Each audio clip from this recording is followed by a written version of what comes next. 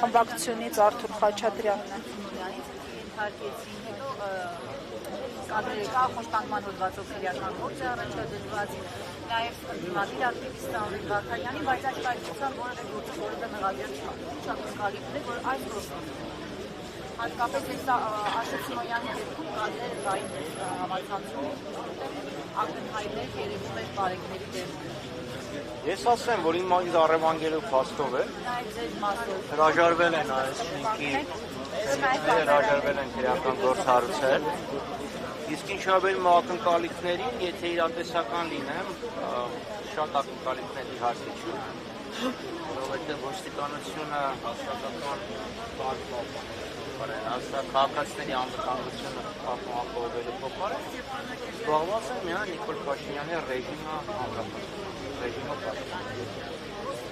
Բարբերաբար հայտարարում է, որ բարեփոխման ճանապարհին է եւ եթե խնդիրներ չլինեն, Արտемий Սարգսյանը դեռևս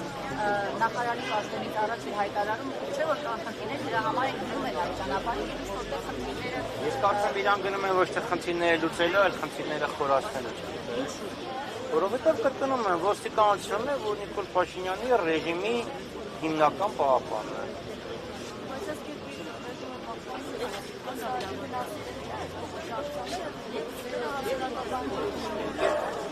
Եկեք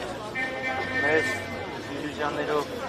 գործենք սփոփել, Փաշինյանը հասարակական դրամատուրգներով շատ հետաքրքիր։ Կարծում եմ մեզանից որևէ մեկը չի հավատում այն կադրերը, որ